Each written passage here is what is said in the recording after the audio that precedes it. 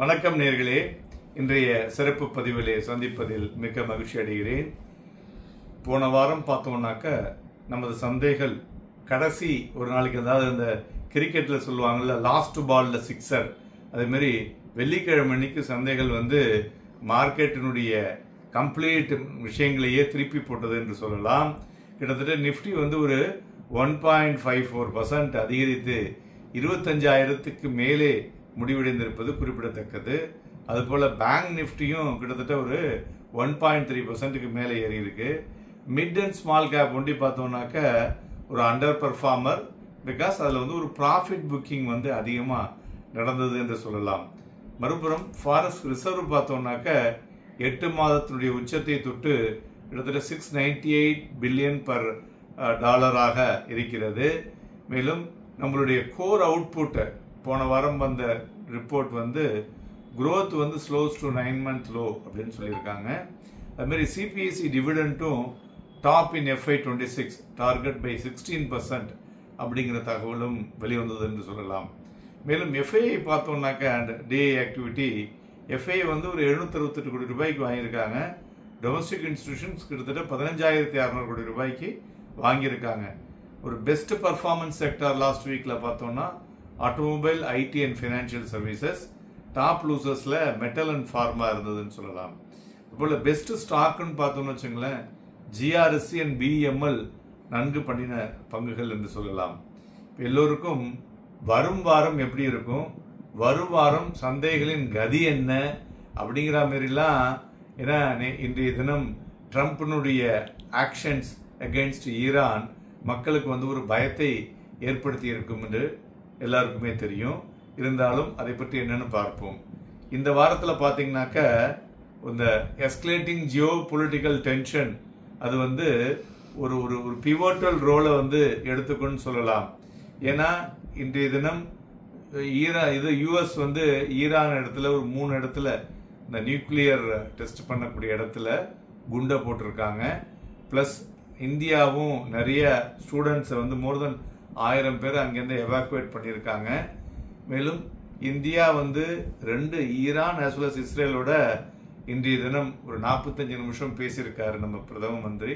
So அதனால எல்லாமே இருக்கு. இருந்தாலும் இந்த ஓவராலா இப்போ என்ன ஆகுன்னு கேட்டிங்கன்னா, குரூட் ஆயில் பிரைஸ் ஜம்ப் ஆகும், தங்கத்தினுடைய விலை ஜம்ப் ஆகும் நாளைக்கு மறுபடியும்.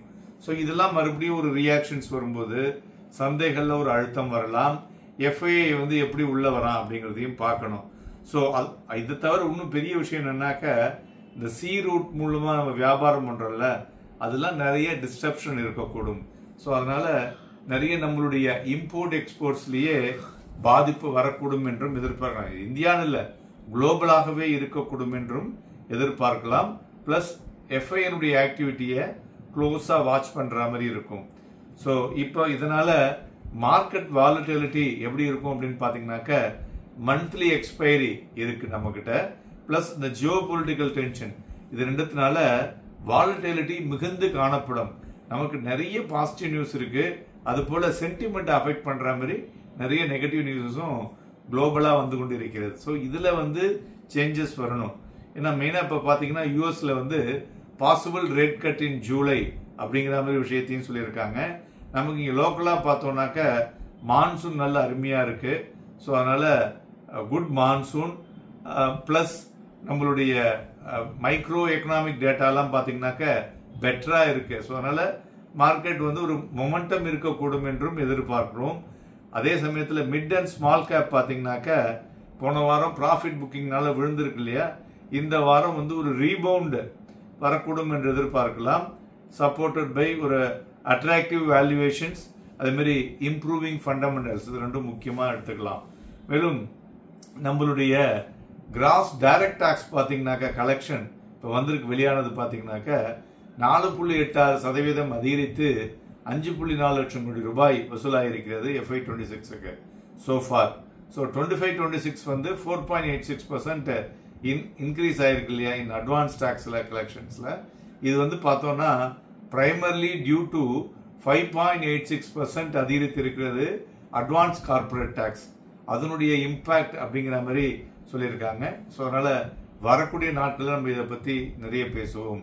ரெண்டாவது, நம்மளுடைய PMI, IIP அண்ட் GDP குளோபலாவும் சரி இந்தியாலையும் சரி இந்த டேட்டா வந்து வர இருக்கிறது இந்த வாரத்தில். இது வந்து ஒரு சிக்னிஃபிகண்ட் ஒரு ரோல்னு சொல்லலாம் நம்மளுடைய மார்க்கெட்டை ஷேப் பண்ணுறதுக்கு. ஸோ இதுவும் நம்ம வந்து பார்க்க வேண்டிய விஷயம்னு சொல்லலாம். ஸோ அடுத்தது IPO. நண்பர்களே, நான் அடுத்த வாரம் நிறைய IPO வருது. அதில் வந்து கல்பத்துரு நாளைக்கு 24 ஆரம்பிக்குது. அதே மாதிரி HDB பற்றி நம்ம இன்னொரு விஷயம் சொல்லணும். நிறைய எல்லாரும் பார்த்தீங்கன்னாக்க கிரே மார்க்கெட்டில் அதை மாஞ்சி வாங்கி 1500 ரூபாயிலையும் வாங்கி வச்சிருக்காங்க. ஆனால் இப்போ வந்து கடைசியாக அன்லிஸ்டில் அது ட்ரேட் ஆனது வந்து 1250 ரூபாய். ஆனால் இப்போ வந்து அது வந்து IPO வந்து அவங்க வந்திருக்கிற ப்ரைஸு 700லிருந்து 720 ரூபாய் தான். ஸோ அதனால என்ன ஆச்சு, கிட்டத்தட்ட மோர் தென் 40% உங்களுக்கு பார்த்தீங்கன்னா பிலோ அன்லிஸ்டட் ப்ரைஸுங்க. அதனால இன்வெஸ்டர்ஸுக்கு இம்மீடியட்டாக அதில் வந்து அன்லிஸ்டட் ஸ்டாக்ஸில் வாங்கினவங்களுக்கு அதில் ரிட்டர்னை பார்க்க முடியாது. They need to wait for at least 6 months to 1 year 40%க்கு மேலே வரதுக்கு. ஏன்னா RBI's கிளியர்லி அன்றைக்கே உங்களுக்கு வந்து இந்த ஷார்ட்ஸில் வந்து தெளிவாக கொடுத்துருந்தோம். அதனால இந்த அன்லிஸ்டட் ஸ்டாக்ஸை வாங்கும் பொழுது ஹை ப்ரீமியம் கொடுத்து வாங்காதீங்க. அதே மாதிரி இப்போ அடுத்தது பார்த்தீங்கன்னா NSE அன்லிஸ்டட் ஸ்டாக்ஸை பற்றியும் கூட நிறைய விஷயங்கள் வந்திருக்கு. ஸோ அதை நீங்கள் வந்து சைட்டில் போய் பார்த்தீங்கன்னாக்க யாரெல்லாம் அதை வந்து டீல் பண்ணுறாங்களோ அவங்கள பற்றியான விவகாரங்கள் வந்திருக்கிறது. அதனால் அந்த அன்லிஸ்டட் ஸ்டாக்ஸை பொறுத்தவரையிலையும் நீங்கள் வந்து வாங்கும் பொழுது வேல்யூவேஷனை பார்த்துட்டு இது வந்து ரியலிஸ்டிக்காக இருக்கா இல்லை அன்ரியலிஸ்டிக்காக இருக்கா, அவங்களுடைய growth வந்து அடுத்த 2-3 வருஷத்துக்கு எப்படி இருக்கும், எப்போ IPO வர போகிறாங்க, இது மாதிரி இந்த விஷயங்களை எல்லாம் பார்த்து கொண்டு செய்யுங்க. இல்லைன்னா it is very very difficult. ஓகேயா? தென் அதுபோல் மியூச்சுவல் ஃபண்ட் அசட்ஸ் பார்த்தோம்னு வச்சுங்களேன், அது வந்து நல்லாவே ஏறி இருக்குன்னு சொல்லலாம். டோட்டலாக 1/3 ஆஃப் பேங்க் டெபாசிட்ஸ் வந்து மியூச்சுவல் ஃபண்ட் அசட்ஸ் இந்தியாவில் இருக்கிறது குறிப்பிடத்தக்கதுங்க. இப்போ துறைகளை பார்ப்போம். மெயினாக துறைகளை பார்த்தோம்னாக்க டிஃபென்ஸ் செக்டார் இந்த மாதிரி ஒரு ஜியோபொலிட்டிக்கல் டென்ஷன் இருக்கிறதுனால அந்த துறையில் நன்கு இருக்கும். அதனால் அது மொமெண்டம் இருக்கக்கூடும். FMCG வந்து நார்மல் மான்சூன்கிறதுனால ரூரல் ஆக்டிவிட்டி பெட்டர் ஆகும். அதனால் அந்த துறையிலையும் ஆக்டிவிட்டி வரும். பேங்க் அண்ட் NBFCs வியாழக்கிழமை அன்னைக்கு ரிசர்வ் பேங்க் ஆஃப் இந்தியா ஒரு கைட்லைன்ஸ் அனௌன்ஸ் பண்ணியிருக்காங்க. அது வந்து ஃபார் ப்ராஜெக்ட் ஃபைனான்ஸுக்கு ease in liquidity.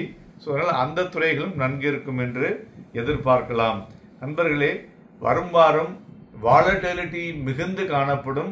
Plus geopolitical டென்ஷனில் வந்து அந்த ஒரு பீஸ், அதாவது நான் எஸ்கலேஷன் மூவ் எடுத்துட்டாங்கன்னா மார்க்கெட் வந்து ஒரு பெரிய ஒரு இம்மீடியட் ட்ரிகரில் செல்லக்கூடிய வாய்ப்புகளும் இருக்கக்கூடும்.